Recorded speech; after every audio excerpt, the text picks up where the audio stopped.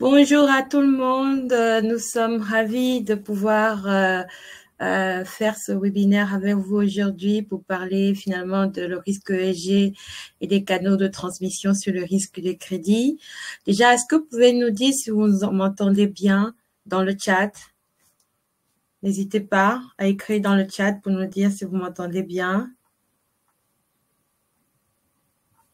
Ah, super, super, très super. Alors, bonjour Daniela, bonjour Pascal, Brigitte. Effectivement, pour ceux qui sont déjà connectés, je vois qu'il y a déjà pas mal de monde.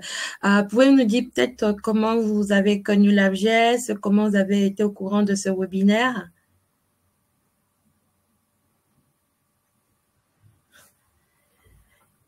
Effectivement, dans ce webinaire, nous allons, alors effectivement, Daniela reçoit les newsletters, donc c'est un plaisir, hein, donc c'est un plaisir qu'on se fait de faire ces newsletters. J'ai mon manager m'en parle, donc voilà, c'est aussi, donc on est contente que ça tombe vraiment dans la cible de vos attentes. Et Brigitte qui connaît bien la VGS déjà depuis longtemps sur LinkedIn, la manager reçoit la newsletter. Bah, c'est bien, ça fait plaisir d'entendre tout ça. Et donc, nous, effectivement, on est ravis avec Fabienne de vous parler de ce sujet. Donc, juste en termes de modalités opérationnelles, vous allez pouvoir nous contacter pendant toute la session à partir de ce chat. Donc, n'hésitez pas à poser toutes les questions. Moi, je serai votre modératrice ce soir. Donc, je vais récupérer toutes les questions et on va poser au fil de l'eau et on va essayer de vous répondre au fil de l'eau par rapport à toutes les questions. À la fin de ce webinaire, vous aurez normalement des 2-3 jours qui suivent le replay du webinaire. Et pour ceux qui voudraient éventuellement même la présentation, on pourrait vous envoyer la présentation. Il faudrait juste nous écrire à l'adresse contact@avges.com pour recevoir la présentation par la suite. Donc on va commencer rapidement puisque finalement on est déjà assez nombreux et il est 17h45. Donc l'ABGES en fait c'est finalement un organisme de formation qui existe depuis près de 40 ans maintenant et donc nous sommes spécialisés sur ces questions de risk management, compliance, audit interne, finance, compta et aussi assurance pour les banques et les entreprises d'investissement et les compagnies d'assurance. Et donc nous sommes ravis de vraiment soutenir la montée en compétences de tout le monde avec tous ces webinaires qu'on organise et particulièrement sur le sujet de l'ESG parce que c'est un sujet qui est complexe, multiforme et donc nous avons à cœur de pouvoir vous accompagner dans cette démarche. Je suis donc au sein de l'ABGES, je suis Evelyne Notier, donc responsable du pôle prudentiel et ESG au sein de l'ABGES et je laisse Fabienne se présenter. Bonjour, je suis Fabienne Toi, je suis formatrice également à l'ABGES et je suis aussi consultante en tout ce qui est gestion des risques ESG au sein de mon entreprise Business for Purpose. Merci beaucoup Fabienne. Donc on va parler aujourd'hui d'un sujet très important parce qu'effectivement c'est un sujet sur lequel le superviseur nous attend déjà de plus en plus d'analyser les canaux de transmission du risque ESG sur les risques traditionnels. Et là nous on a fait le focus aujourd'hui sur le risque des crédits. À l'agenda finalement de notre webinaire, on va parler effectivement de comment on évalue finalement la performance ESG d'une entreprise, le cadre général du risque ESG, les attentes du superviseur, comment on met en place cette analyse de canaux de transmission, comment est-ce qu'ils impactent le risque de crédit et on va aussi avoir une ouverture sur le risque de marché, liquidité opérationnelle et bien sûr répondre à toutes vos questions sur la complexité potentielle de la mise en œuvre de cette analyse-là, sachant qu'effectivement rapidement on va avoir des questions sur les sujets de data quality. Donc effectivement, déjà avant même de rentrer dans le cœur de ce sujet de canaux de transmission, on a besoin de savoir finalement comment aborder cette question d'analyse ESG aujourd'hui. Quelles sont les différentes approches que les banques utilisent aujourd'hui, Fabienne, dans l'intégration des risques ESG dans le cadre de risk management? Alors, que ce soit au niveau des banques, au niveau de toute entreprise, il faut savoir lorsqu'on parle de performance ESG, donc environnementale, sociale et de gouvernance, il y a 3 approches. Principalement, la première serait plutôt une gestion où je limite les casses. Où, par exemple, la banque va peut-être suivre tout ce qui est controverse. Et donc, je veux juste éviter une contrepartie qui, plus ou moins, a pu avoir des difficultés ou des problématiques aujourd'hui en termes environnementaux, des problématiques qui vont pouvoir aujourd'hui décrédibiliser la contrepartie et décrédibiliser aussi toute relation que je pourrais avoir avec elle. Au niveau d'entreprise, je vais essayer de faire vraiment le minimum pour dire, ben, voici les critères un peu qui sont plus ou moins acceptés. Je veux me limiter là. Je veux éviter, par exemple, de polluer de façon massive, mais peut-être je veux pas faire l'effort de me démarquer parmi le pair. Donc là, on sera vraiment dans une gestion où on va vraiment éviter les nuisances au niveau le plus basique possible. Dans un deuxième niveau, qui est déjà très bien, hein, puisque c'est ça qu'on appelle un peu déjà une gestion des externalités négatives, dans un deuxième niveau, je veux vouloir aller beaucoup plus loin, où je veux aller chercher à créer de l'impact positif. Et donc là, je veux vraiment vouloir, au travers de mon activité, que ce soit aujourd'hui l'activité d'une banque ou d'une entreprise, de pouvoir générer de l'impact positif au niveau soit de la société, soit de la planète, soit en les intégrant par rapport aujourd'hui à ma contribution en tant qu'entreprise. Et puis, il va avoir le troisième niveau qui sera vraiment, lorsqu'on on entre dans le cœur du sujet des gestions de risques ESG, on va comprendre qu'en fait, tout cela consiste à une dynamique où moi, en tant qu'entreprise, si on voit les trois piliers du développement durable, qui sont les personnes, la planète et les profits. Et en toute entreprise, que ce soit une banque ou une entreprise d'autres secteurs, je vais pouvoir trouver mon équilibre entre les personnes, donc les ressources humaines, les ressources sociétales que je vais utiliser, mon impact sur la planète et aussi par rapport à ma première mission de l'entreprise qui est de profitable, et cela dans une longue durée. Donc, c'est pour ça que la notion de résilience, qui est souvent pas tellement mis au débat, hein, quand on parle de gestion des risques ESG, le corps, et c'est une résilience, ou qu'on appelle le développement durable, qui va faire aujourd'hui que ces trois piliers, les personnes, la planète, les profits, doivent être mis en exergue de façon à ce que créer la résilience pour mon entreprise, pour la société, mais aussi pour la planète.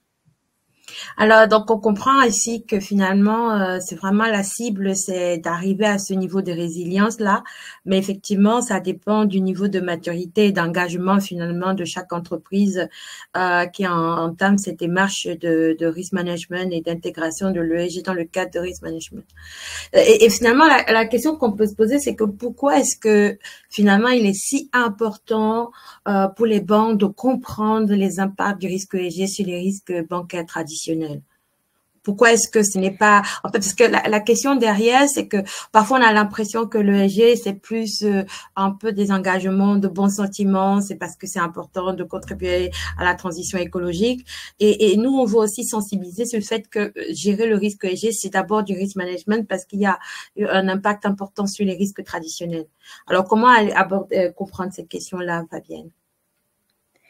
Alors, merci Evelyne pour ta question. Alors, il faut bien distinguer l'ESG à la RSE. Il y a beaucoup de slogans.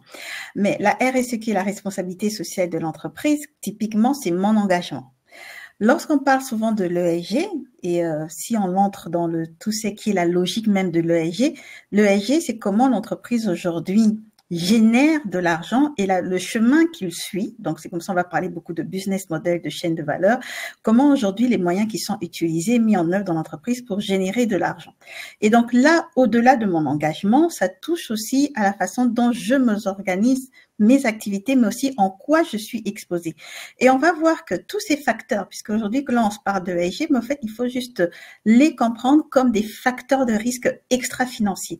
Oui, mon entreprise a un profit, un PNL, donc je suis supposée faire des profits et minimiser mes pertes et au travers de mon activité. Ça, c'est toute une entreprise qui veut être profitable doit pouvoir le faire. Mais il y a des facteurs financiers auxquels je dois pouvoir gérer, mais aussi des facteurs extra-financiers auxquels je dois être soumis. Et ces facteurs extra-financiers vont souvent avoir deux canaux dans lesquels ils vont atteindre les entreprises, soit au niveau du coût direct, et ça sera au niveau de l'accès et de l'usage des ressources. Alors, on peut parler de ressources naturelles, des ressources humaines, des ressources sociales, qui veut dire aujourd'hui les matières premières que j'utilise, les personnes qui travaillent dans mon entreprise, la société qui représente mes clients, mes partenaires, mes contreparties, et puis un coût indirect qui va être plutôt lié à la réglementation ou bien à un risque de réputation.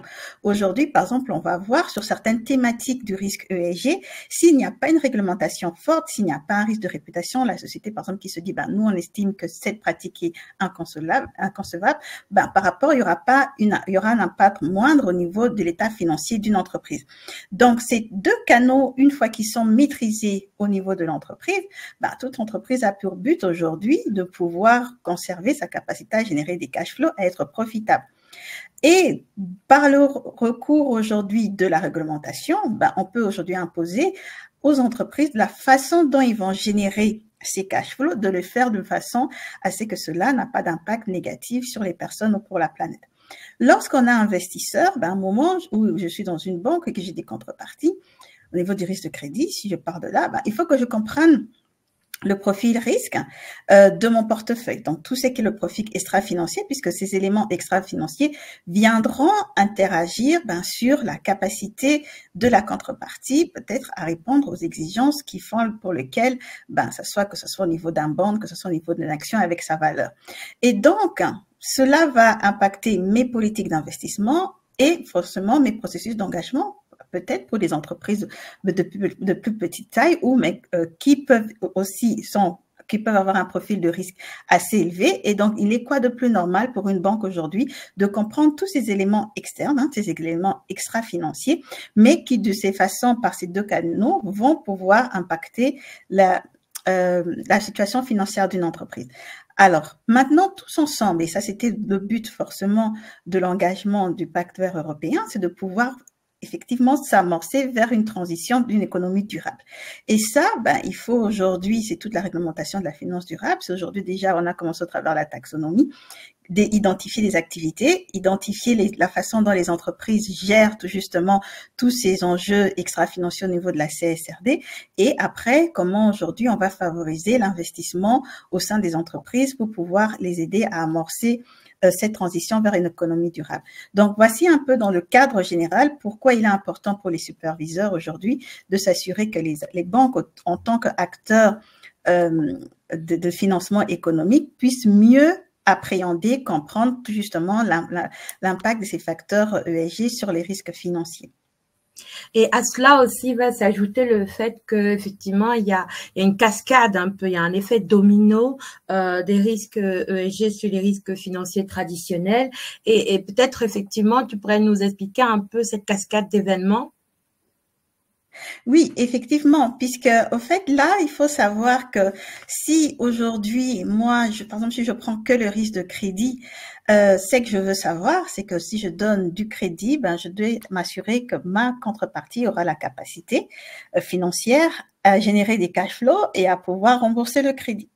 Donc, ça veut dire, de la même manière que la due diligence financière va regarder les projections financières sur court et moyen, long terme, te dire, oui, l'entreprise a la capacité financière dans 10-15 ans de répondre dans 5 ans, 2 ans, peu importe le temps du crédit, de pouvoir générer des cash flows et de remettre ses crédits, de pouvoir rembourser son crédit. De la même façon, il est aussi important pour tout justement de comprendre quels seront les événements extra-financier, puisque je parle beaucoup parce qu'on parle de ESG, souvent ça paraît à un contexte assez vague, mais vraiment il faut revenir dans ce corps de ce qui est l'extra-financier, puisque ça veut dire c'est tout élément qui vont tout justement venir influencer la capacité des entreprises à générer des flux financiers.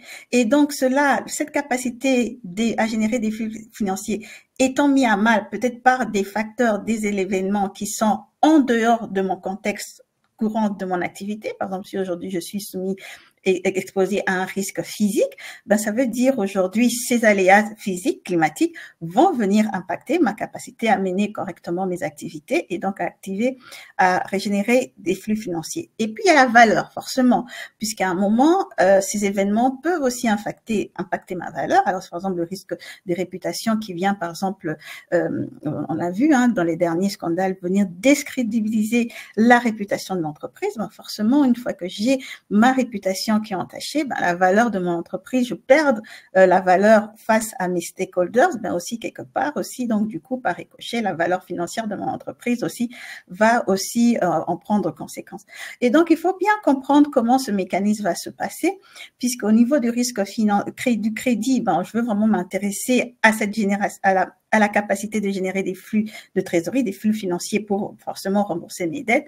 Au niveau du risque de marché, ben, je veux regarder vraiment la valorisation des actifs de ma contrepartie. Et le risque de liquidité, ben, ça veut dire que si je suis une banque et que j'ai des actifs, j'ai des investissements dans ces actifs, ben forcément, par ricochet, si aujourd'hui, sur le cas des subprimes, si mes actifs perdent leur valeur, ben par ricochet, moi aussi, sur le marché, la valeur de mes actifs aussi vont pouvoir impacter ma capacité à générer de la liquidité. Voilà un peu comment les trois peuvent être mis en exergue lorsqu'on parle des risques financiers d'une banque. Et c'est vraiment très important pour tous ceux qui nous suivent de comprendre ce raisonnement-là, à quel point les risques financiers, les risques ESG finalement ont un effet domino sur les risques traditionnels.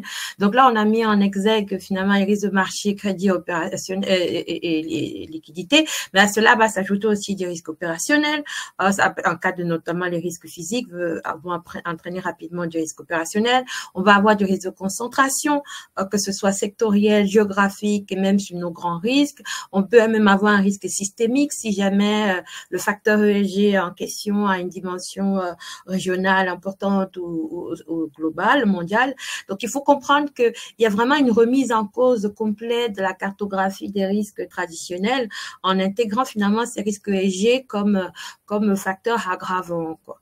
Et donc, la question qui va se poser maintenant, c'est de dire, les superviseurs nous demandent de faire de cette analyse de canaux de transmission, à quel point un événement de type ESG peut entraîner un problème de risque de marché, de crédit, de risque opérationnel, liquidité.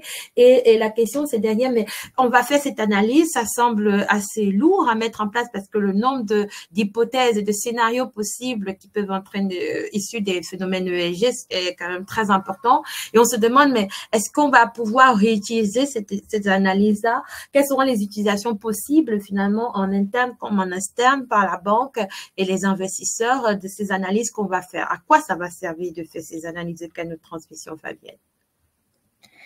Alors, déjà, au niveau, par exemple, du régulateur, au niveau des investisseurs, l'exposition, par exemple, au niveau de défaut de paiement. OK?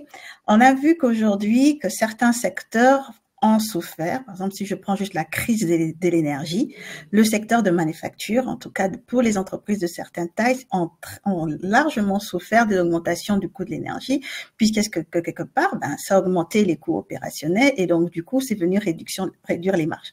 Donc, ça veut dire que tous ces effets dominos qui vont être faits, que certains secteurs où on va commencer à avoir des pics qui vont s'effectuer par rapport à des difficultés en termes aujourd'hui de remboursement ou en termes de défaut carrément, ça veut dire les difficultés que les entreprises ont eues, par exemple, on a vu le cas du Covid, mais qui a exacerbé certaines déjà situations qui étaient là.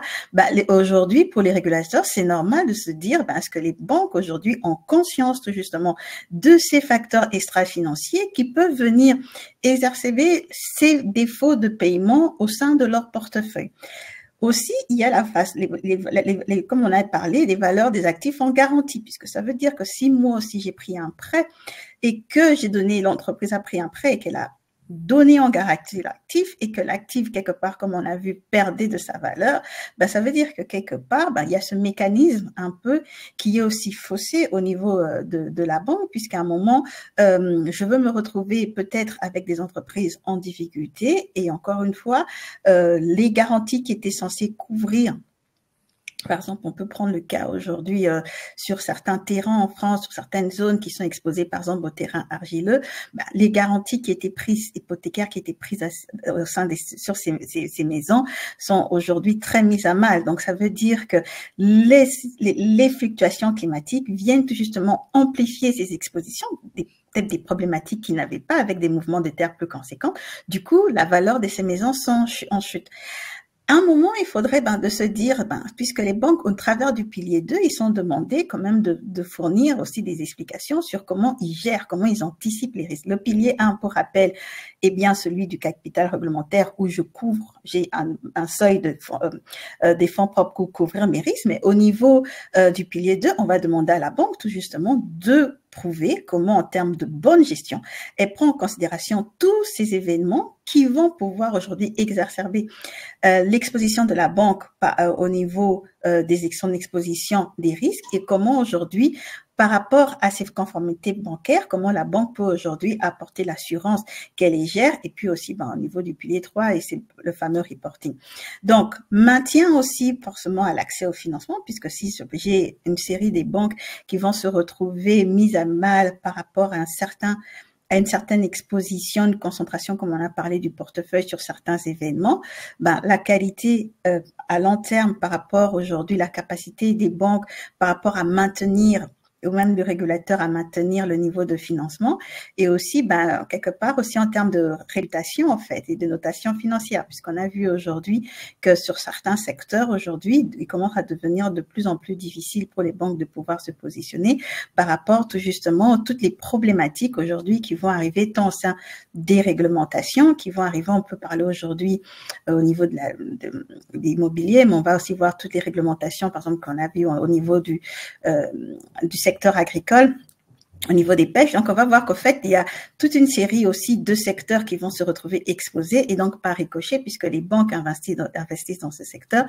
elles vont elles-mêmes pouvoir aussi te dire en quoi aujourd'hui, moi, ma banque, dans ma situation, j'ai cette capacité à pouvoir absorber tous ces chocs qui peuvent venir au travers de ces différents risques divers.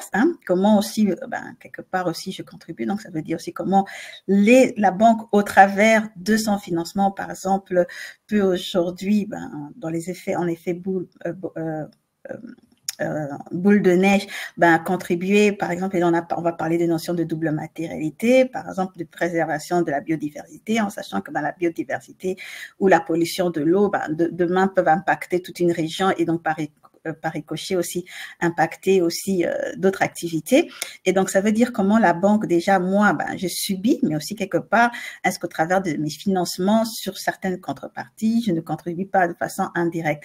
Et puis, comment je vais calculer ces expositions, c'est qui est très important, puisque souvent, on va parler des données ESG, mais aujourd'hui, la difficulté des banques, c'est comment aujourd'hui, moi, je vais les intégrer dans l'exposition des risques. Et on revient en termes de prise de décision, parce que collecter la donnée ESG pour la collecter, c'est très bien, mais être en mesure de prendre des décisions sur ces données, c'est encore mieux. Pouvoir, au travers, par exemple, des stress tests, ou au travers des éléments qui vont être intégrés dans les calculs des risques, par exemple, au niveau on les verra plus tard, au travers des différents éléments de la prise en compte du risque de crédit, comment je vais pouvoir traduire ces éléments extra-financiers dans mon calcul de risque.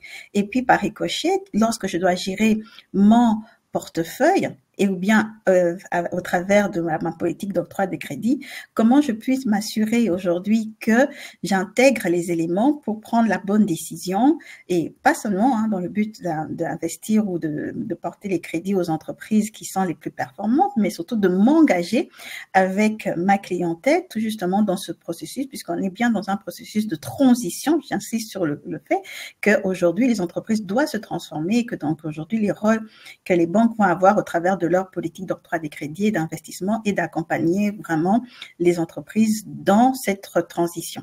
Voilà. Tout en limitant les...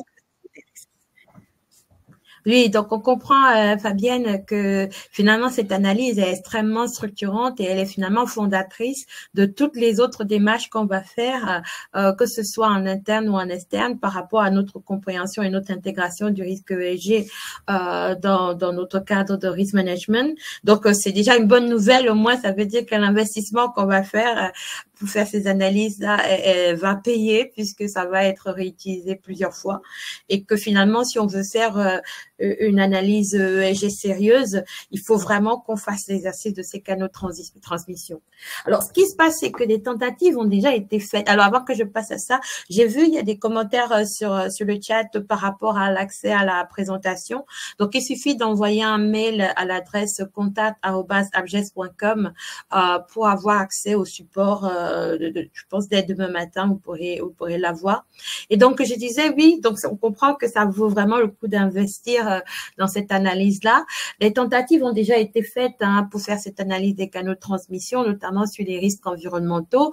On a vu déjà plusieurs banques faire des hypothèses sur des types de drivers, triggers ESG qui vont entraîner en effet cascade des problèmes de risque de crédit, de business model, de risque de marché, risque opérationnel, etc. Mais par contre, la partie sur le social, la gouvernance est beaucoup moins développée aujourd'hui. On a un peu résumé rapidement le ESG en risque climatique, même si on commence à voir un peu la biodiversité abordée. Et ce qu'on voudrait ce soir, c'est finalement montrer une approche vraiment qui couvre les 3 piliers de l'ESG. Et donc, comment aborder cette analyse, Fabienne? Quelle est la philosophie générale qu'il faudrait prendre en compte pour faire une analyse complète et pas uniquement faire une analyse du risque climatique? Merci beaucoup pour ta question, Evelyne. Je l'attendais, celle-là. Eh bien, lorsqu'on parle des transmissions aujourd'hui, des canaux de transmission, on parle très bien aujourd'hui de comment on passe des facteurs extra-financiers à des facteurs financiers. Donc, ça veut dire que je suis dans une réalité économique de l'entreprise. Cette réalité économique, on l'a bien vu, n'oubliez pas, on a 3 piliers du développement durable, les personnes, les ressources planétaires et la profitabilité que je dois mettre en exergue. Donc, il y a les éléments qui vont résulter de mon activité, l'accès aux ressources, leur transformation, les émissions que je veux pouvoir avoir, les personnes que je veux pouvoir embaucher pour travailler avec eux, ça c'est les ressources humaines, le bien-être de mes clients, puisque si j'existe une entreprise, c'est pour répondre à un besoin, donc répondre aux besoins au mieux de mes clients, et puis la gouvernance, puisque quelque part, gérer une activité veut dire qu'aujourd'hui, je dois avoir les structures intégrées pour pouvoir le faire. Maintenant, une fois que c'est fait, ça c'est dit, ça peut être toutes les thématiques que je viens d'aborder en termes de ESG, d'accord? Que ça soit maintenant, comment je vais pouvoir le lire? On va pouvoir le lire au travers du processus du business model, de la chaîne de valeur de l'entreprise. Puisqu'à ce moment-là, on verra que j'ai des entrées, je vais utiliser des ressources, je veux faire des processus pour pouvoir les transformer, je veux pouvoir avoir des activités de support, je veux pouvoir avoir une résultante qui sera le produit, le service qui a été créé, manufacturé, ou le service qui a été mis à disposition de mes clients. Je vais avoir le pourcentage des personnes qui vont solliciter ce produit, qui vont solliciter ce service, l'impact à long terme ou à court terme, moyen terme qui va exister, et puis l'exposition, puisque quelque part, si je suis une entreprise, je navigue pas dans un monde qui est tranquille, donc je serai forcément exposée. Et on a bien vu que dans l'autre côté, comment je veux passer de l'un et de l'autre, ça sera soit les risques de revenus des revenus, puisqu'à un moment, si moi aujourd'hui j'ai pas l'accès, je perds en termes de crédibilité, j'ai quelque part une baisse des revenus, soit je vais avoir une augmentation des dépenses par rapport aux ressources que j'utilise, soit un problème de conformité réglementaire, juridique, et puis la valeur du marché. Là, on l'a expliqué un peu plus longuement dans les prochains slides.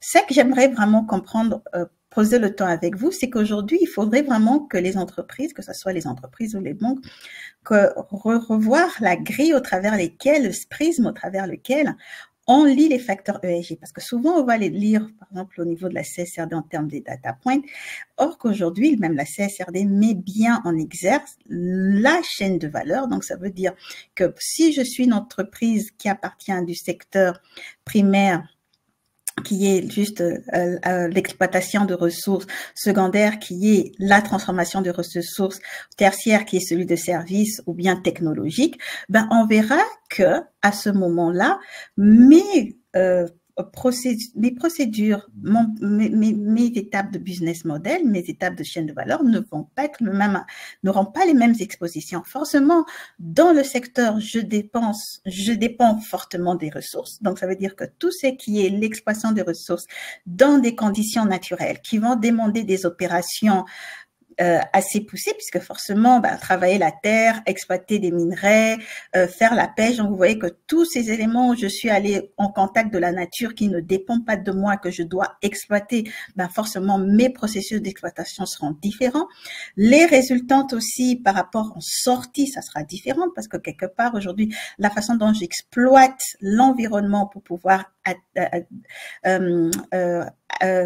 recueillir ces ressources vont être impactées. On va voir par exemple que dans ce secteur-là, toute la chaîne de valeur va quand même être assez importante en termes d'impact, en termes d'exposition. Au niveau de la manufacture également, puisque quelque part, je veux accéder à des ressources, il faut que ces ressources soient disponibles à des coûts abordables, encore avec les limites planétaires, puisque quelque part, on peut pas exploiter la planète nous réserve bien des limites. Et puis, il y a tous la notion de processus. On peut avoir, par exemple, en termes des tanneries, par exemple, aujourd'hui, que pour pouvoir transformer ces matières, je devrais avoir tout un procédé chimique qui va faire que forcément, en termes de processus d'opération, je pourrais avoir des impacts non négligeables ou bien être exposé à différentes problématiques ou aux personnes qui travaillent. Beaucoup moins dans le tertiaire et encore beaucoup moins au niveau technologique, qui eux, peut-être qu'ils vont avoir d'autres problématiques. Par exemple, au niveau technologie, ça sera tout ce qui est l'accès des ressources humaines, puisque quelque part, ce sont les personnes qui vont inventer. Quelque part, ce sont les droits de propriété, protection de l'innovation, il faudra innover. Donc, on va voir que déjà, à ce moment-là, la dynamique n'est pas le même.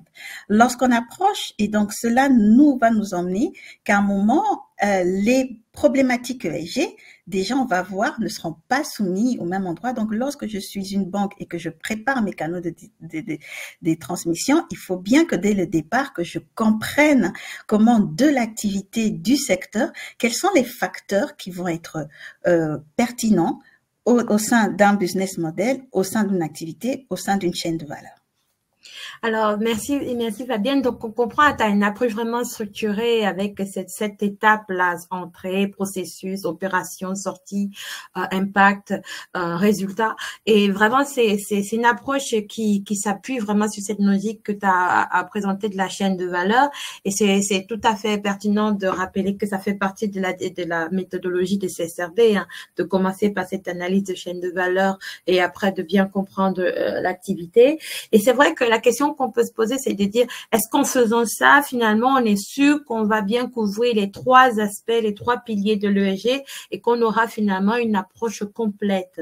Qu'est-ce qui nous rassure sur le fait qu'en procédant comme ça, on va vraiment être exhaustif dans la démarche? Alors, une fois qu'on l'a fait… Peut-être avant d'arriver à ça, sur ce point-là, avant d'aller dans le détail, comment en termes de démarche, on est sûr que c'est exhaustif de procéder avec les 7 étapes. Et après, on a quelques questions dans le chat là qu'on va répondre avant d'aller sur l'analyse d'entreprise même. Ok. Alors, il faut savoir qu'aujourd'hui, une problématique ESG est liée à l'ADN de l'entreprise. D'accord? Par rapport à mon activité, je suis exposée à une certaine réalité. Donc, je ne peux pas aujourd'hui, si j'exploite les problématiques ESG, je peux en avoir une quarantaine, une cinquantaine, si on est un peu plus granulaire. Mais ce qui va faire que pourquoi cette problématique est importante ou pas importante pour moi, lorsqu'on parle de la notion de la matérialité, ça veut dire c'est au travers soit d'un de ces processus, soit au travers d'une ressource que j'utilise, soit au travers d'une activité que j'effectue pour transformer cette ressource, soit au travers du résultat de mon activité, ça veut dire le produit. Donc, ça veut dire que là, l'élément, le facteur extra-financier n'est pas décorrélé de mon activité. Donc, ça veut dire que c'est mon activité, c'est mon identité d'entreprise qui va faire qu'aujourd'hui, forcément, c'est que je mets en exerce au sein de mon entreprise, qui va faire que je suis exposée ou que je veux générer un risque extra-financier, générer une problématique ou être exposé à une problématique ESG. Et donc là, c'est la meilleure façon, puisque derrière, on a parlé de la prise de décision. Ben, si quelque part aujourd'hui, je suis dans l'activité du tertiaire, il est plus que fondamental que je me concentre à me poser en tant qu'entreprise quelles sont aujourd'hui les problématiques auxquelles je fais face. Et que d'ailleurs, je crois, dans toute bonne gestion, se poser la question, mais aussi quelles sont les problématiques que je génère et comment aujourd'hui les deux vont ensemble. Donc, c'est vraiment le contexte et la réalité économique. Ça veut dire qu'on repart du corps, donc lorsqu'on fait, pour un peu prendre un exemple, ben, ça veut dire que lorsqu'on fait une prise de sang, lorsque je suis malade, ben, on va faire une prise de sang, on va prendre mon scanner, voilà. Donc, on va pas aller regarder celui de quelqu'un d'autre. Donc, forcément, si moi, aujourd'hui, je veux comprendre les problématiques ESG, ben forcément, je vais aller prendre les problématiques ESG qui sont liées à mon activité, à ma façon de faire de business, parce que deux entreprises d'un secteur différent peuvent avoir un business model différent. Donc, ça veut dire qu'on ne sera pas soumis ou exposé aux mêmes problématiques par rapport à la façon dont tu as décidé de faire le business et moi. Et donc, c'est vraiment très structurant cette approche-là, parce que parfois, on peut avoir la tentation de dire, voilà, tel a mis tel indicateur ou telle analyse, je vais aller copier-coller et faire une forme de version revisitée de l'analyse d'une autre personne, sans oublier que finalement, d'abord, le départ, c'est le diagnostic, et le diagnostic, c'est le diagnostic du business model et de la chaîne de valeur qui est spécifique à l'entreprise en question, qui génère mécaniquement un certain nombre de facteurs de risque. Donc, il faut éviter un peu la taille unique à vouloir télécharger des analyses que vous aurez trouvées sur Internet ou autre et vouloir l'appliquer un peu en copier-coller sur vos activités parce que ce ne sont pas les mêmes business models, c'est pas les mêmes facteurs. On a vu là, par exemple, dans la présentation, Fabienne a fait une cotation de certains impacts. Et ces impacts vont forcément, les valeurs des cotes vont forcément varier selon le business model. Certains seront à 5, alors que le même facteur pour un autre business model, ce sera à 2 ou à 3. Donc, il faut vraiment prendre le temps d'abord comprendre bien le business pour savoir quels sont les facteurs de risque extra-financiers qui sont générés par ce business-là et qui, après, en effet domino, vont entraîner des risques traditionnels. On a des questions de Brigitte, par exemple. Je comprends bien la nécessité d'intégrer les facteurs ESG dans la politique des risques, mais cela ne va-t-il pas stigmatiser certains secteurs économiques et aggraver la situation de leurs clients? Alors, si Fabienne vous répond, après je peux compléter. D'accord. En fait, on va éviter la politique de l'autruche.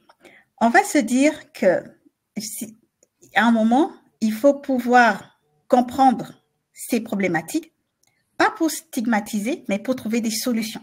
C'est pour ça que j'ai parlé de l'importance des processus d'engagement pour les banques. Parce que ces expositions, quoi qu'il arrive, seront là. Ils sont déjà là. Donc, soit on fait rien et on va laisser jusqu'au jour, l'entreprise se retrouve dans une difficulté telle, quelque part, elle est plus finançable. Soit la banque, de façon proactive, sensibilise au travers de son portefeuille ou ces éléments qui vont tout justement peut-être mettre à mal ces entreprises dans le futur. Et dans ce processus d'engagement, avec les entreprises, trouver les moyens d'évoluer parce que de toute façon, aujourd'hui, par exemple, lorsqu'on parle aujourd'hui de la rareté d'eau, on y est. Alors, qu'il y ait des secteurs qui seront aujourd'hui, par exemple, on a vu en Espagne qu'aujourd'hui, par exemple, qu'il n'est plus permis dans certaines régions d'utiliser l'eau pour laver ses voitures, ou pour certaines contraintes, aujourd'hui, on a vu qui a fait que certains produits certaines régions n'ont plus accès à certaines ressources. Ça veut dire que là, à un moment, il faut juste pouvoir se transformer. Et encore une fois, l'idée n'est pas de pénaliser, mais c'est de comprendre tout justement ces enjeux qui vont venir de plus en plus. C'est comme ça, on parlait de la résilience. Être résilient, ça veut dire que je suis dans un environnement qui sera mis de plus en plus sous pression. Je dois comprendre quels sont ces éléments qui vont constituer cette mise sous pression et aujourd'hui, comment je peux anticiper, sinon juste je me concentre d'une version court-termiste et qu'on sait qu'à long terme, forcément, je vais me retrouver à une partie où la génération de mes cash flows, quoi qu'il arrive, sera impactée. Donc, c'est vraiment dans cette notion de... Oui. Oui, oui, oui, tout à fait. Et le risque aussi, c'est que en risk management, la première étape, c'est d'identifier le risque et pour après prendre une décision. Donc, il faut déjà faire cet exercice d'identification de risque et après adapter notre appétit au risque. Donc, effectivement, certaines entreprises pourraient peut-être négativement être impactées, mais il faut déjà qu'on identifie le problème pour pouvoir savoir quel est l'appétit au Elles risque sont qu'on va impactées mettre par par rapport à quoi? ça. Oui. Voilà.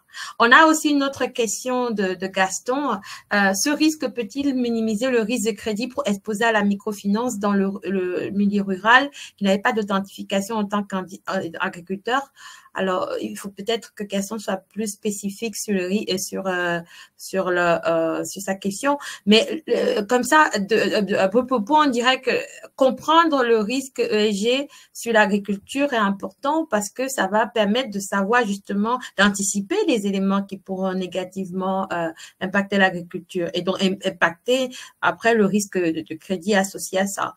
Mais peut-être si Gaston veut être plus spécifique sur sa question, ce sera avec et puis l'agriculture, c'est le tertiaire, c'est le primaire, le secteur primaire, l'accès aux ressources. Et aujourd'hui, l'agriculture, aujourd'hui, mes entrants, c'est quoi? C'est le sol, quelque part, parce que aujourd'hui, l'agriculture, j'ai besoin de la terre. La qualité de la terre devient importante. J'ai besoin en termes d'entrants de l'eau. Aujourd'hui, on peut pas faire de l'agriculture sans eau. J'ai besoin d'un écosystème. Voilà, donc j'ai besoin du soleil, j'ai besoin d'une biodiversité. Donc voici déjà quand on parle toujours dans ce schéma logique d'entrants. Voici les entrants pour aujourd'hui. Mes graines, puisqu'à un moment, que ce soit les graines ou je sais pas, les animaux que je veux pouvoir élever dans ma ferme ou voilà. Donc ça veut dire que si on prend ce secteur-là, déjà c'est ça mes entrants. Et ces entrants, déjà on va voir qu'ils vont être soumis à pas mal aujourd'hui des facteurs qui vont venir soit au travers du réchauffement climatique, soit au travers des problématiques avec toutes les problématiques d'engrais, soit on a des problématiques de sol. Aujourd'hui, le processus entrant du secteur agricole est soumis à pas mal des éléments. Quand on va prendre les processus opérationnels ou de processus, aujourd'hui, quand on parle par exemple de l'agriculture régénérative, on se demande comment on peut améliorer tout justement les processus agricoles et techniques agricoles pour tout justement anticiper certains chocs qui vont avoir demain sur l'entreprise. Donc voilà, donc ça veut dire qu'au niveau du secteur agricole, voici pourquoi le business model est important, la chaîne de valeur, comprendre déjà la chaîne de valeur du secteur, mais encore une fois, prenons l'exemple, on peut avoir 2 exploitations agricoles, mais avoir 2 business models différents, avoir 2 types de processus différents. Donc, ça veut dire que même si moi et Evelyne, par exemple, on élève des concombres, ça ne pourra pas être de la même façon. Peut-être nos techniques sont différentes. Donc, l'implication de nos inputs, de nos processus sont différents. Donc, la résultante aussi sera différente. Peut-être moi, je peux faire du bio. Bon, Evelyne, tu m'excuses. Bon. Mais voilà, c'est juste pour dire, c'est pour ça qu'on insiste très bien sur la réalité économique. Parce qu'au sein d'un même secteur, il faut être assez granulaire au niveau de l'activité. Et là, on commence à parler de la granularité.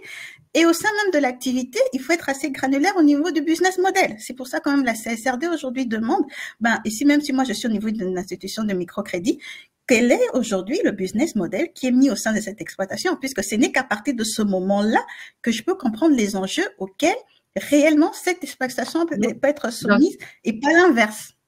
Et encore une fois, éviter les copier-coller un peu trop rapides. Effectivement, il y a Dieu merci qui nous dit important pour les acteurs de la microfinance d'intégrer cela dans le processus d'éducation financière de la clientèle. Définitivement, on est d'accord. Agriculture, un des secteurs les plus vulnérables aux enjeux ESG, avec l'utilisation des pesticides. Il faut voir qu'en plus, sur ce secteur d'agriculture, on a beaucoup d'ambition parce qu'aujourd'hui, on a une agriculture qui est carbonégative, alors qu'elle a vocation à être carbopositive, c'est-à-dire qu'une bonne partie de l'absorption de CO2 aussi est censée être faite par l'agriculture. Donc, on a beaucoup d'ambition pour ce secteur agricole et donc clairement qu'il faut prendre le temps de faire l'exercice pour pouvoir bien couvrir tous les points.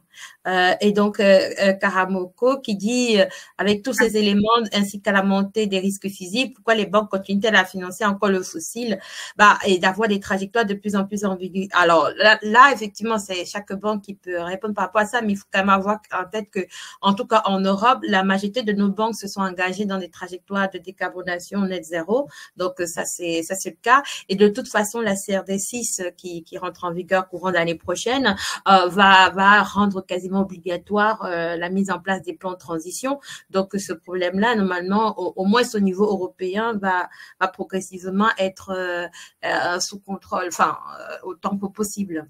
Ce qu'on peut dire finalement, c'est que Fabienne, si on continue un peu dans notre analyse là, de l'entreprise et du risque de crédit et les canaux de transmission, finalement, est-ce qu'on peut comprendre finalement comment l'analyse que tu proposes avec les 7 étapes pourra en même temps nous permettre de faire cette analyse de double matérialité? Est-ce que tu peux nous donner des exemples un peu de comment, en déroulant cette analyse-là, on va finalement aboutir à une forme d'analyse de double matérialité? Voilà. Et alors, je voulais aussi un peu rebondir sur le problème du carbone. Alors, le problème du carbone se retrouve dans plusieurs éléments et que souvent on oublie que, par exemple, les déchets génèrent aussi des émissions à effet de serre. Donc, c'est pour ça qu'il est important de pouvoir, on va parler, par exemple, des banques qui financent le fossile, mais on va oublier qu'en fait, aujourd'hui, c'est tout un processus de production qu'il faut revoir. Et souvent, les débats sont cristallisés sur un événement, alors qu'on va voir que, par exemple, aujourd'hui, si je regarde mon business model, ben, ça veut dire que les émissions des déchets, par exemple, vont arriver aussi à produire tout autant et qu'aujourd'hui, on se retrouve dans une société de consommation avec très peu de produits. Alors, on parle aujourd'hui très peu des produits recyclables et donc ça veut dire qu'à un moment, tous ces éléments sont à prendre en considération. Donc, il est important qu'aujourd'hui, le but est de pouvoir engager vraiment les banques, et c'est ça un peu le but de l'Union européenne, dans la transformation des activités. Par exemple, pour revenir, si on va reprendre ce projet, cette analyse, comme Evelyne disait, cette analyse va se faire qu'au travers toujours du business model, mes problématiques eux-mêmes en soi vont pouvoir porter soit une matérialité impact, soit une matérialité financière. Sachant que les deux s'interagissent, j'aimerais vraiment insister dessus. C'est que même si le corps de l'activité, le point d'entrée a été un impact, et ben forcément, ça pourra se traduire par un impact. Alors quand on dit une matérialité impact, donc ça veut dire un impact sur la planète et les personnes. Ben forcément, comme on a vu via les canaux de transmission, s'il y a une réglementation forte, j'insiste, s'il y a une réglementation, avec les risques de réputation, si le regard de la société par rapport à ces problématiques change, cela va impacter aussi la capacité financière. Et vice versa. Si je suis exposée, moi, par exemple, à des coûts élevés, par exemple, on a parlé de la gestion de l'énergie, on a parlé de l'approvisionnement des matériaux qui coûtent aujourd'hui de plus en plus cher. On l'a vu, par exemple, sur certains secteurs aujourd'hui qui a vu exploser les coûts des matières premières. Ben, forcément, cela va impacter forcément, alors, en termes de cause, hein, c'est ça que je vais dire. Donc, il faut vraiment être cause et effet. Ça veut dire que je peux démarrer par quelque chose de financier, mais après, la résultante peut être aussi soit un impact au niveau de la planète, soit un impact au niveau des personnes. Parce que, qu'est-ce qui va se passer si ma denrée devient rare? Ben, il faut peut-être avoir plus de terre pour produire. Et donc, ça veut dire, par exemple, on a vu ces raretés qui vont générer encore un cercle vicieux. Donc, ça veut dire que quelque part, il est important de comprendre dans une problématique, que ça soit si je prends la gestion de l'énergie, l'utilisation de l'eau, les pratiques qui sont faites par rapport aux personnes qui viennent en travailler chez moi, la façon dont aujourd'hui, par exemple, je protège les bien-être de mes clients lorsque je suis en sortie, par exemple, comment aujourd'hui je n'ai pas des politiques ou des produits qui sont aujourd'hui fallacieux. On a vu qu'aujourd'hui, beaucoup de personnes se donnent maintenant la peine de tracer. Beaucoup de gens demandent une transparence par rapport aux produits qui sont mis sur l'assiette ou qu'ils utilisent dans nos corps. On a vu avec tous les effets, les éléments perturbateurs. Ben, ça veut dire que vous allez voir qu'à un moment, c'est encore une fois, on revient à cette notion de quel est le processus, quels sont aujourd'hui le mécanisme qui est mis au sein de l'entreprise pour pouvoir produire ce service ou créer ce produit. Et donc là, on verra que pour revenir à ta question, Evelyne, que les problématiques, le point d'entrée pourrait être soit au niveau des personnes. Donc, si ça veut dire, par exemple, l'accès, la gestion aujourd'hui des données de mes clients, voilà, et ben qui va se finir avec une déréglementation GDPR, qu'aujourd'hui cette réglementation va m'imposer des pénalités si je ne protège pas assez les données de mes clients. Ou bien ça peut être aujourd'hui mes clients qui vont venir avec des exigences par rapport aux attentes de ce qu'ils estiment comme durable, comme acceptable. Et donc là, ça veut dire quelque part vont me fournir à moi une contrainte. C'est pour ça qu'au travers de l'analyse en elle-même, lorsqu'on aborde point par point, il faut regarder où est-ce que j'ai une contrainte ou bien est-ce qu'aujourd'hui, c'est moi qui va générer une externalité négative. Et cela va nous pouvoir nous emmener par ce sillage, pouvoir aussi définir quelque part qu'est-ce qui sont les risques, quels sont les impacts et quelles sont les opportunités. Puisqu'à un moment, je le fais vraiment dans l'ADN de mon entreprise et que en maîtrisant les problématiques qui sont liées à ma chaîne de valeur, on verra bien que je veux très bien balayer les problématiques au niveau des personnes, les problématiques au niveau des personnes, de la planète et des problématiques en termes de gestion des cash flows. Voilà. Et donc, en fait, c'est vraiment l'étape de ma chaîne qui va faire que aujourd'hui, qui va définir si aujourd'hui c'est un élément à impact, si c'est un élément à risque ou c'est un élément à opportunité. Parce que forcément, si j'ai des défaillances, à un moment, par exemple, si en termes d'impact, j'ai par exemple des problèmes de gestion d'eau usée ou de qualité d'air ou de gaz à effet de serre, on a vu que cela proviendra probablement peut-être des processus qui sont mis de production qui sont mis au sein de l'entreprise. Et la résultante peut être ça. Ça peut être aussi en termes de la conception des produits. Est-ce qu'aujourd'hui mes produits sont recyclables ou pas? Est-ce qu'aujourd'hui, comment je peux aujourd'hui limiter mes déchets et comment je peux aujourd'hui dans mes opérations, limiter la perte, par exemple, par rapport à cela. Donc, vous voyez, cette transformation, cet enjeu se fait à tout le niveau, en commençant de l'entrée, au moment où je définis quelles sont les ressources dont j'ai besoin, comment je les transforme, qu'est-ce que je produis ou je mets à disposition de mes clients, quels sont les impacts à court et à moyen terme et à long terme et quelles sont les expositions qui vont pouvoir aujourd'hui m'empêcher en tant qu'entreprise aujourd'hui à générer mes cash flows. Et au fait, les problématiques ESG vont venir forcément s'initier au fur et à mesure qu'on va générer dans ce processus, dans cette réflexion. Et c'est là où on s'arrive à capter la réalité des problématiques ESG qui font sens dans l'entreprise, puisque demain, lorsque je vais, par exemple, je suis une entreprise, exprimer ces problématiques disons juste à mes collègues, par exemple, ça veut dire je veux leur exprimer une problématique ESG, mais au travers des opérations, des activités qu'ils maîtrisent. Et donc, ça devient une réalité parce que sinon, on collecte des données. Les personnes, parfois en entreprise, ne savent même pas pourquoi on leur demande ces données. Parce qu'à un moment, ce chemin de causalité entre l'activité, l'ADN de l'entreprise n'a pas été fait. Et donc là aussi, c'est aujourd'hui beaucoup des personnes qui travaillent. Oui.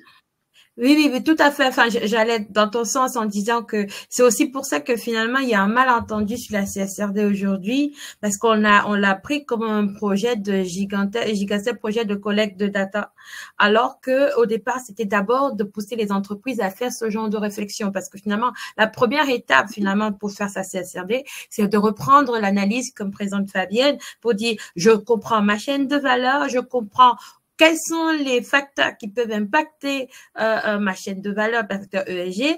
Est-ce que ça représente des risques, des opportunités ou des impacts? Et c'est à partir de là que je retiens ceux qui sont matériels. Et là, je vais aller chercher des KPI. Mais c'est vraiment en tout bout de chaîne. Il faut pas aller trop vite. Sinon, on est noyé par des informations. Et ce projet CSRD qui aujourd'hui est beaucoup critiqué, c'est aussi peut-être parce qu'il y a eu un malentendu sur la compréhension de l'exercice.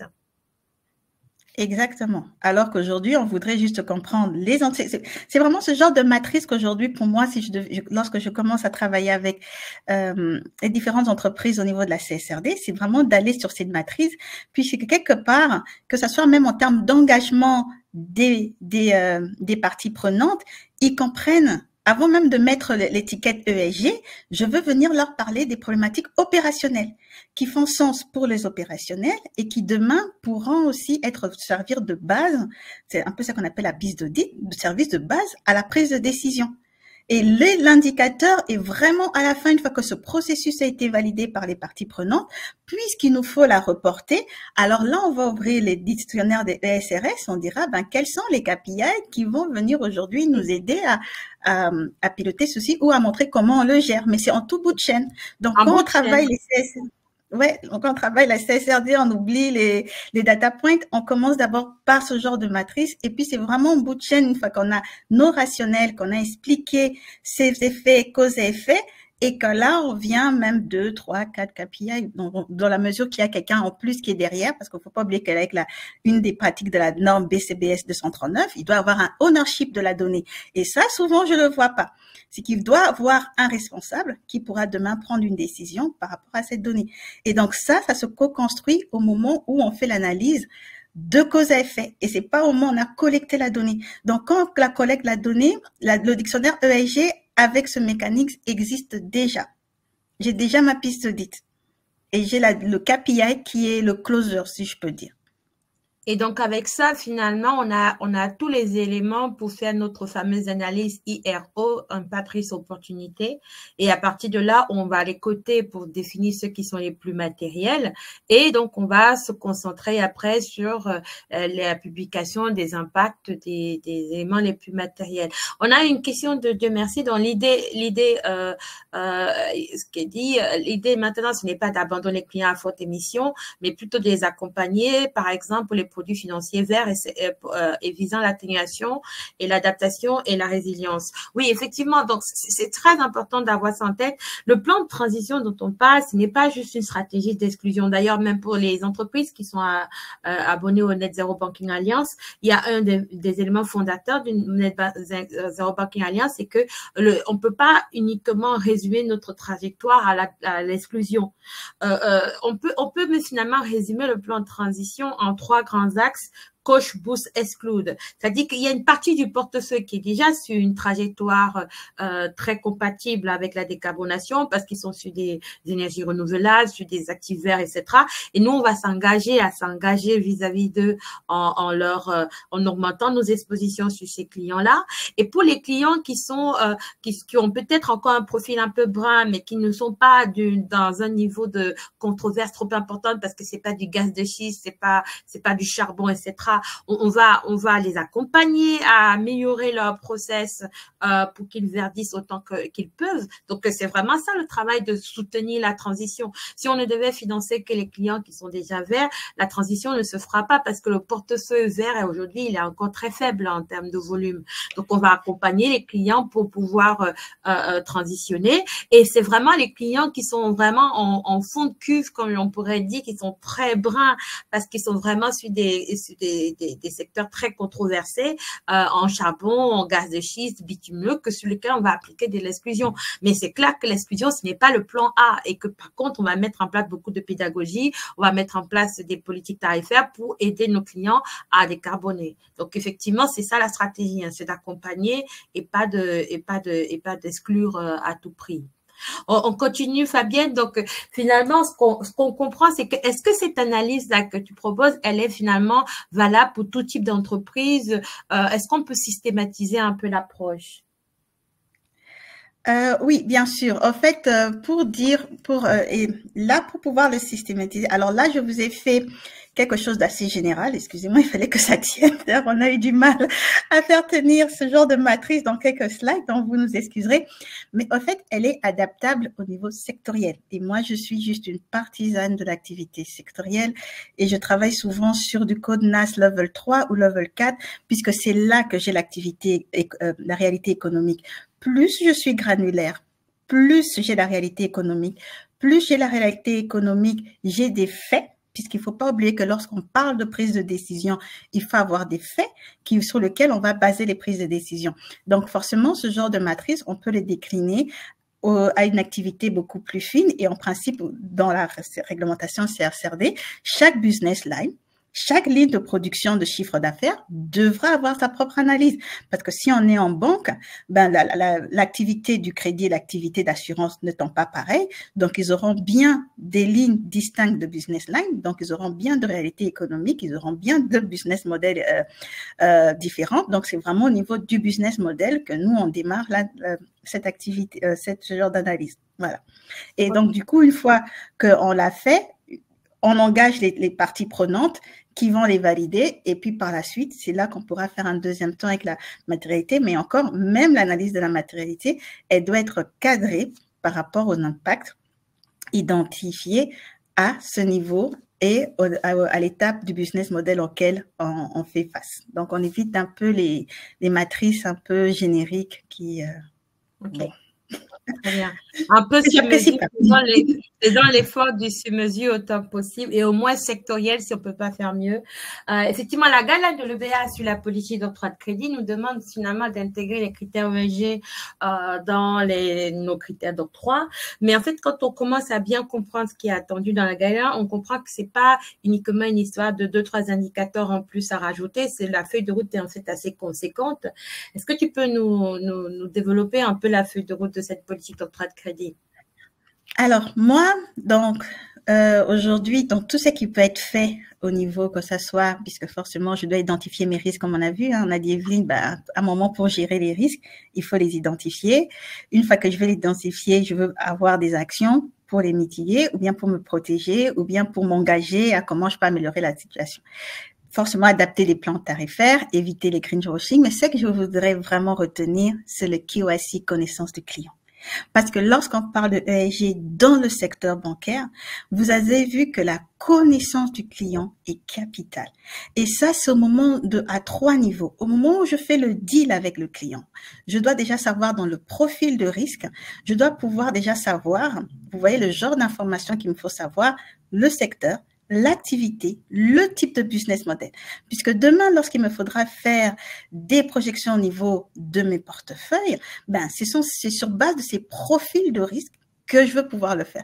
Et le KYC va faire aussi qu'une fois que j'aurai cette granularité, demain, lorsque j'aurai des défauts, comment aujourd'hui je pourrais mettre en lumière ce profil des risques et par exemple la survenance de ces défauts, puisqu'on a bien vu ce sont des éléments extra-financiers, donc on peut se dire par exemple que tel élément, tel cours, un peu comme on fait les stress tests, Evelyne, tu vois, quand on a le PIB, on a plusieurs facteurs aujourd'hui qu'on va venir stresser et puis voir comment va évoluer nos expositions.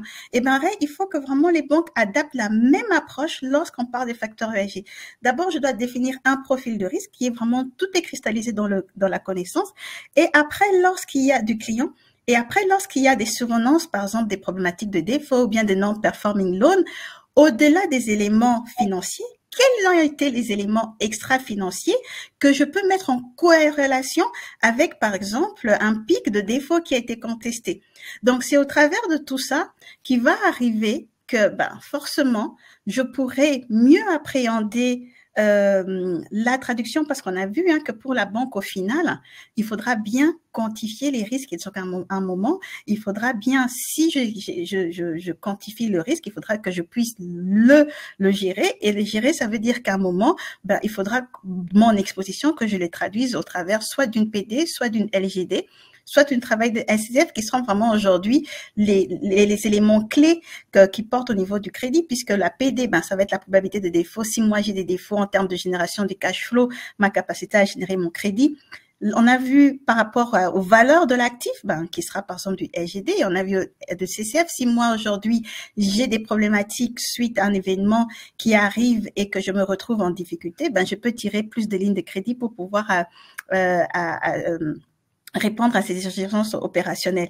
Donc, l'importance pour les banques est de vraiment isoler ces facteurs que demain on mettra en corrélation, par exemple, pour voir, pareil comme on fait les stress tests, quels sont les facteurs extra-financiers qui ont une corrélation possible, tangible, potentielle, on va les décliner de toutes les façons, mais avérée, avec un lien avec aujourd'hui, par exemple, le niveau de défaut que j'ai pu constater sur une activité, sur truc. Et c'est pour ça qu'on évite, on se dit d'abord que c'est pas vraiment de faire éviter les personnes, mais c'est de comprendre pour que demain, on puisse anticiper et qu'on puisse toujours, tout justement, préparer son portefeuille à cela. Et donc, un point très important hein, sur les travaux actuels de l'EBA sur l'intégration du risque ESG dans le pilier 1. Donc, il est en cours et il a déjà fait plusieurs rapports intermédiaires et on aura une dernière version encore cette année. C'est vraiment de voir comment on peut intégrer le calcul les risques ESG dans le calcul des RWA avec la prise en compte dans le risque des crédits, le risque marché et éventuellement, pourquoi pas, risque opérationnel. Et donc, là, effectivement, il a déjà fait des papiers intermédiaires pour nous dire comment on pourrait intégrer l'ESG dans les modèles de probabilité de défaut de LGD, de CCF. Peut-être, est-ce qu'on peut aller plus loin dans cette idée-là et bien comprendre comment les modèles de probabilité de défaut LGD, CCF pourront être impactés par le risque ESG pour commencer, nous, à anticiper un peu ce qui arrive? Ok, alors on va prendre directement un exemple. Alors, il faut s'avouer que, au fait, face à une problématique ESG, il y aura pas les mêmes canaux de transmission qui sera mis en œuvre. Donc, c'est comme ça, les canaux de transmission sont vraiment à bien isoler, puisqu'à un moment, il y aura certains événements qui va plutôt accentuer une problématique au niveau de la PD et une autre va accentuer au niveau des valeurs, hein, de la garantie, et une autre va être, par exemple, au terme de ligne de crédit. Donc, ça veut dire que, par exemple, si je suis dans une problématique aujourd'hui de coûts, les coûts, par exemple, liés à l'énergie, forcément, si l'énergie vient impacter forcément ma capacité, ça va être peut-être demain, aujourd'hui, au niveau de la PD, que ça va faire sens de pouvoir regarder comment aujourd'hui les problématiques d'énergie, par exemple, au niveau d'un portefeuille de PME, ont aujourd'hui impacté leur capacité à générer leur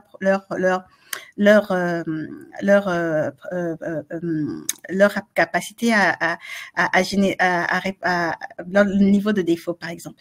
On va aussi avoir que, par exemple, certains éléments vont se faire, par exemple, si je prends en termes de sécurité des employés, si aujourd'hui je me retrouve face à une recrudescence des problématiques en termes de sécurité et que je suis emmenée par la loi à pouvoir mettre en ordre mes installations. Donc, ça veut dire qu'à ce moment-là aussi, je devrais, par exemple, chercher des moyens supplémentaires à me financer pour pouvoir tout justement faire ces transformations qui, au ricochet, vont pouvoir dire peut-être je veux tirer plus de lignes de crédit, mais aussi qui vont impacter aussi mes cash flows, mais aussi ma notation, puisque quelque part, en plus de ça, j'ai pas en plus le risque de réputation qui va être fait.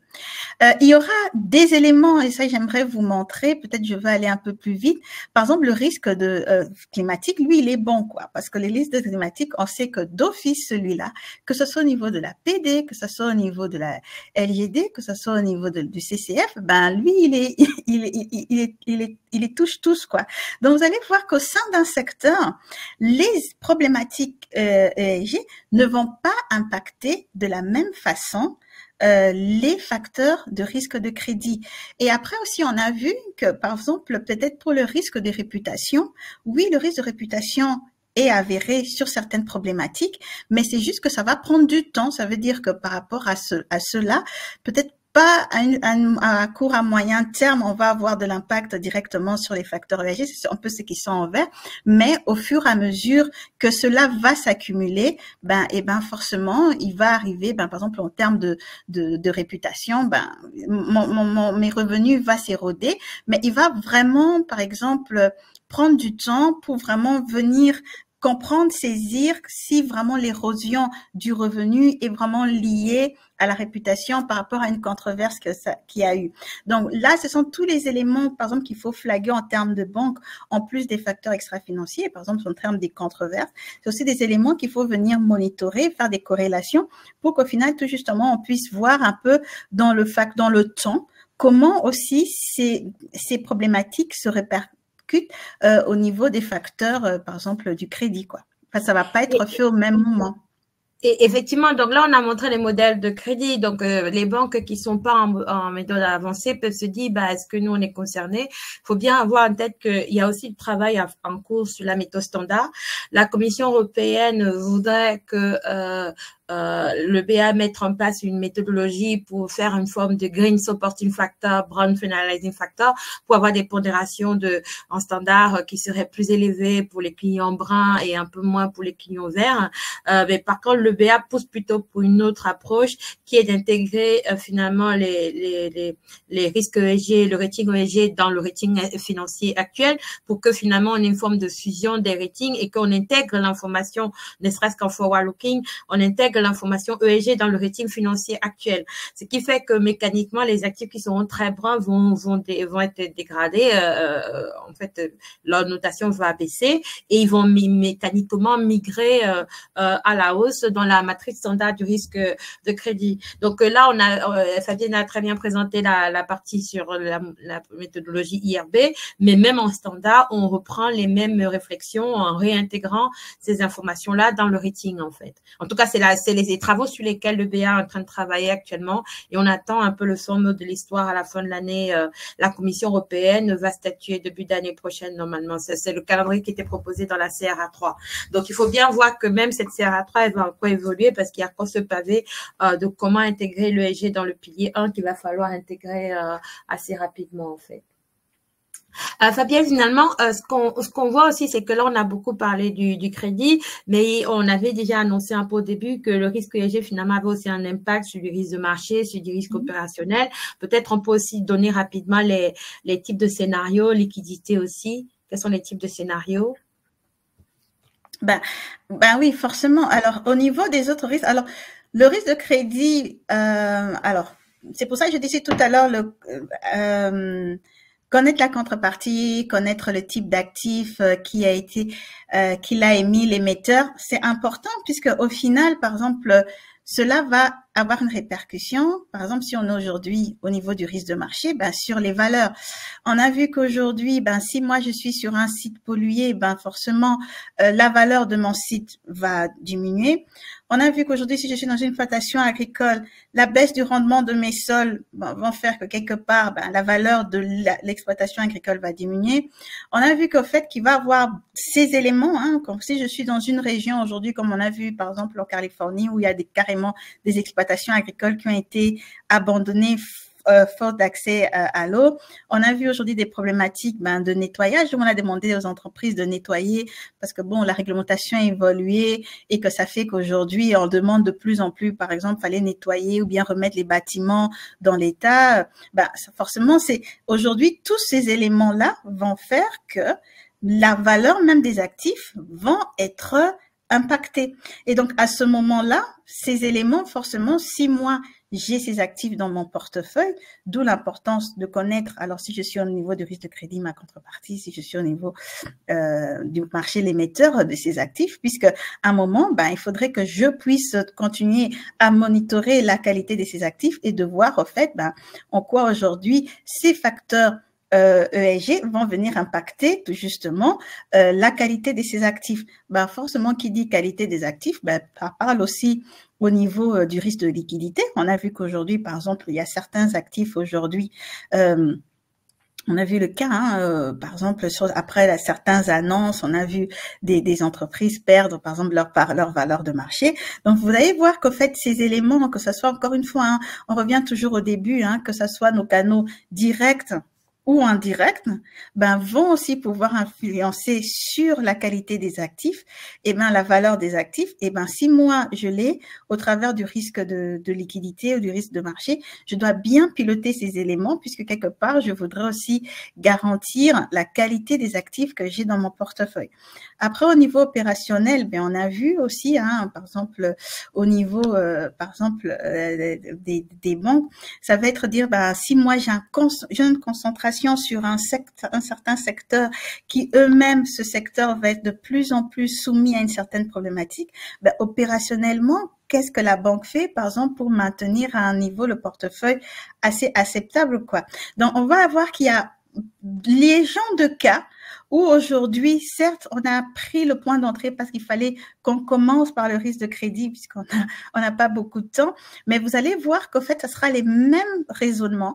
C'est qu'une fois qu'on aura compris par travers du risque de crédit, tous ceux qui auront un impact sur les valeurs, ils auront un impact forcément sur le marché et sur la liquidité aussi et sur l'opérationnel. D'où vraiment l'importance d'avoir ce raisonnement de cause et effet. Et c'est comme ça que je disais tout à l'heure que vraiment les banques doivent aborder cette compréhension des facteurs extra-financiers comme des facteurs de stress test. Puisqu'au final, j'ai de portefeuille, je veux aller identifier ces éléments et parce que ça prend du temps. Il faut du temps, il faut des observations pour pouvoir mettre en lumière la corrélation qu'il va pouvoir avoir entre un événement extra-financier et l'impact qu'on va constater sur le portefeuille. Donc, il faut pouvoir l'observer. C'est un peu avec les oiseaux. Il faut avoir la patience, mais il faut déjà se positionner, avoir les bonnes jumelles, être au bon moment et puis regarder à la bonne direction. Voilà. Et donc, on comprend bien. Et après, à cela s'ajoute du risque de concentration, du risque de business model, etc. Donc, la liste est importante des risques. Donc, il faut qu'on commence à se familiariser à cet exercice-là. Le problème, c'est qu'aujourd'hui, les banques qui se sont lancées, c'est un peu à un niveau inégal aujourd'hui. Quelles sont les difficultés que les banques rencontrent dans cet exercice? Où en est-on, en fait? Où en est-on par rapport à tout ça? L'accès à l'information. La granularité. Alors, sans entrer dans les polémiques, mais aujourd'hui, on a vu le niveau, quand on a parlé du KYC, pour ça j'ai dit KYC, Know Your Customer, connaître l'émetteur, connaître la contrepartie. Il me faut un volume d'informations pour définir le profil ESG. Moi, j'aime bien parler du profil de risque ESG, puisqu'en fait, ce profil de risque ESG va me permettre d'établir les tendances sur base desquelles je pourrais faire des modélisations de risques et de comprendre comment certains facteurs vont impacter mes risques financiers. Aujourd'hui, la problématique des banques, c'est que souvent, au niveau de ce qui était coté, se sont beaucoup basés sur les notations extra-financières. Les notations financières, on ne va pas faire de commentaires, avec aussi des méthodologies différentes. Donc, elle ne permet pas souvent d'avoir une granularité pour casser et de faire sortir les informations qu'on a besoin pour vraiment faire nos modélisations. L'une des choses qui aurait pu et qui aurait dû et qu'on espère va le faire, c'était au niveau de la CSRD, que vous voyez déjà que ce schéma avait très bien été mis, à part il a été noyé dans les data points, mais pour moi, on pouvait faire une très belle CSRD sans se noyer dans les data points. C'est que juste cette logique où on vous demandait de comprendre le contexte de l'entreprise, c'est un peu ça qu'on a voulu faire au travers de la business model, la chaîne de valeur, d'identifier les impacts, les risques, les opportunités, de savoir comment je les gère, de niveau de gestion. Là, les 3 piliers de gestion, ça va être les stratégies, comment je vais les traduire au niveau de l'implémentation et puis comment je vais les monitorer. Ça, c'était déjà une CSRD qui était parfaite. OK? Après que je prenne 2 ou 3 points, parce que forcément, quand on parle des thématiques, je peux maintenant venir dire, cette thématique, c'est l'eau, cette thématique, c'est la biodiversité, cette thématique, c'est le recyclage. C'était vraiment en bout de chaîne de ce raisonnement qu'en fait, je devais vraiment commencer à regarder comment je veux reporter, mais ma gestion qui a déjà été mise en œuvre, qui, indépendamment de la CSRD, du reporting, c'est juste une logique de bonne gestion. Donc, la problématique des banques aujourd'hui, c'était de savoir comment aujourd'hui ils peuvent avoir des informations pour définir ce genre de cartographie. Les premiers étaient censés être donnés par la CSRD. Et donc, on est déjà dans le projet Omnibus, c'est pour ça que j'ai pas trop voulu en parler, mais de se dire, il faut simplifier, mais on simplifie par quoi? Parce que quel était le corps d'information? Puisque une banque, typiquement aujourd'hui, elle a besoin de l'entreprise de publier ces informations, encore une fois, pour que les banques puissent les récupérer. Donc, typiquement, on peut pas mettre le poids aujourd'hui au niveau des banques de pouvoir mettre ce genre de problème d'analyse si aujourd'hui la qualité des informations qui fait les entrants ne sont pas aussi améliorées. Et donc, on espère que ça va être entendu au niveau d'Européens pour pouvoir améliorer la qualité des données, puisqu'après, l'autre chose, c'est comment on va les intégrer dans les outils d'analyse des risques. Et ça, on a vu que c'est beaucoup de modélisation, c'est beaucoup d'observations, c'est beaucoup de modèles qui vont faire qu'aujourd'hui, comment on va mettre en exergue un risque crédit avec certains facteurs dans un certain portefeuille pour certaines activités, pour certains types de clients. Et puis, forcément, il faudra structurer les données parce qu'en plus, on a vu je veux pas parler des nouveaux templates du pilier 3, mais ils sont beaux, ils tiennent sur plusieurs pages, ils sont assez grands. Encore une fois, au niveau de la prise de décision, au-delà du template du pilier 3 qu'il faut produire, c'est ce chemin de causalité et surtout de prise en décision qui doit être fait. Après, parfois on n'a pas le choix, les templates doivent être là, mais dans les narratifs. Et donc, je crois, Evelyne, c'est ça qu'on va parler aussi dans notre prochain webinaire, c'est dans les narratifs, c'est qu'au final, je peux avoir un template pilier 3 qui fait peut-être 20 pages parce que les tableaux sont indigestes, mais le plus important aujourd'hui, c'est la gestion, c'est le système de causalité que la banque met en place et surtout comment elle prend les décisions. C'est pour ça aussi qu'il a fait un peu la SFDR a souffert parce que oui, on a donné des indicateurs, mais derrière, on n'a pas vu, on n'a pas su comprendre comment aujourd'hui ces indicateurs sont utilisés dans les décisions de prise d'investissement. Et donc, la prise de décision est importante et une prise de décision ne peut pas être faite si aujourd'hui, il n'y a pas le chemin de cause et effet et surtout de pourquoi je me suis engagée à le faire sur base de quels éléments, les hypothèses et qu'on peut avoir. Alors, l'idée n'est pas, les problématiques n'est pas avoir des proxys, on n'a pas l'information, mais encore une fois, il faut pouvoir justifier, voici les informations que j'avais à l'instant T, que j'ai exploitées et que j'ai structurées pour pouvoir prendre cette décision. Quand on voit tous les scénarios possibles et leurs conséquences, on peut se sentir un peu impressionné par tous ces tableaux, de ces analyses. Le cahier de charge a l'air assez conséquent. Finalement, si une banque devait se lancer dans cette analyse de canaux de transmission, par quoi commencer? Que conseillerais-tu finalement pour une banque qui démarre? S'il faut l'outil, même l'approche, comment procéder en fait? Alors, l'approche serait aujourd'hui, je crois que tout dépend de la taille de la banque, forcément. Mais au fait, aujourd'hui, je crois c'est la granularité. Comme je disais déjà, au niveau du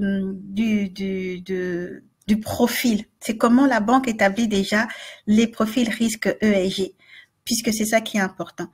Et puis après, comment on va définir, parce que le profil de risque, on l'a bien vu, ça part du secteur de l'activité, mais il faut par exemple, si on va prendre un code NAS, par exemple, si on va prendre, à un moment, celui-là, ce code NAS, peut-être ne donne pas toute la réalité économique de l'entreprise. Donc aussi, par exemple, quand on va récupérer des informations au niveau de la CSRD, comment je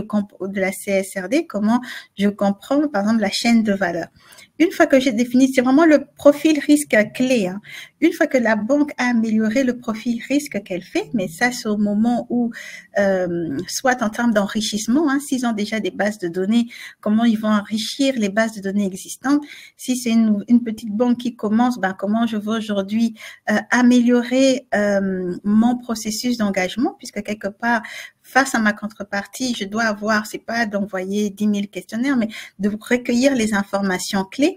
Et puis surtout en amont, comment aujourd'hui, par exemple, au niveau des projections sectorielles, j'ai établi ces liens cause-effet un peu sur le genre de matrice qu'on vient d'établir, qui est important d'établir à un niveau sectoriel fin et que par la suite, par la survenance des éléments, je veux me mettre dans une posture d'observation et à ce moment-là, je veux pouvoir commencer à cocher les cases et à pouvoir établir des liens de cause et effet.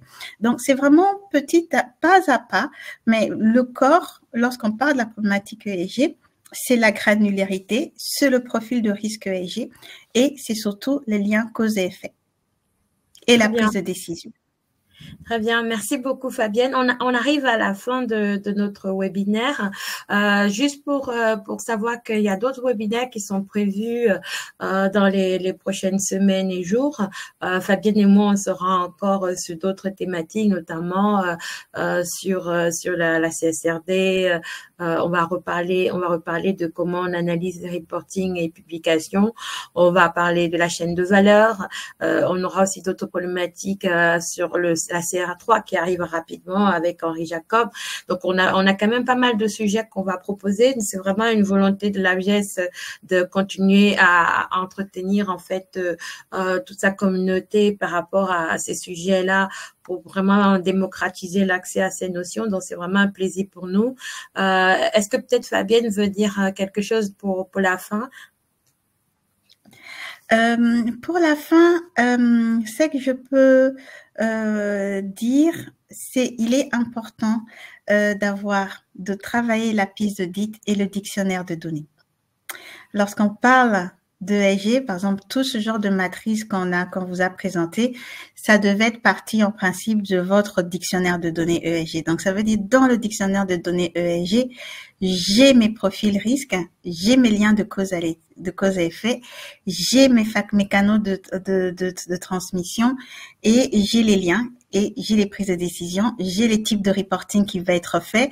En fait, voilà, c'est vraiment une piste d'audit qui va intégrer tout ça et aussi qui va donner à chacun des éléments et les rationnels, parce que souvent les rationnels sont importants pour pouvoir expliquer, pour pouvoir évaluer, que ce soit à dire d'experts, de justifier sur base de quels éléments on a fait telle évaluation, et ça fait que cette visibilité, si elle est donnée à toutes les personnes, il faut surtout casser les silos, que toutes les personnes au niveau des entreprises qui travaillent dans les différents reporting ESG doivent avoir le même niveau d'information pour pouvoir ensemble construire quelque chose de cohérent et éviter des reportings qui fait un peu pas trop de sens pour les personnes qui eux-mêmes contribuent.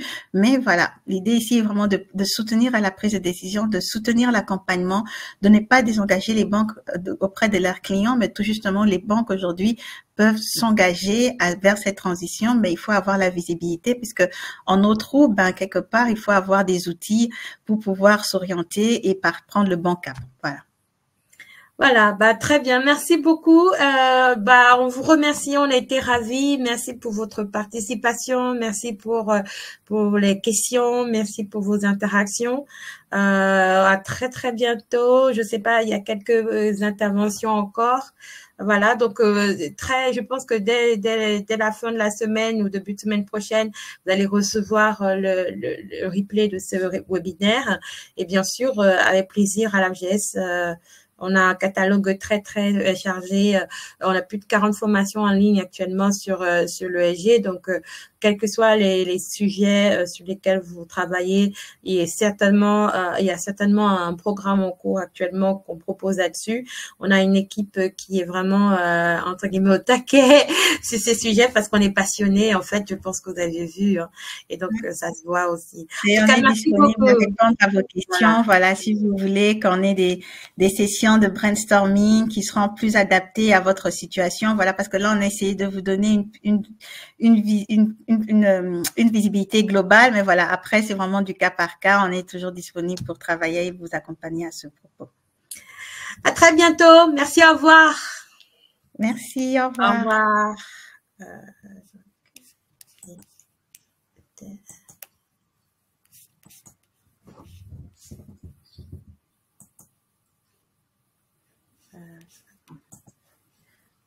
Je vais juste déjà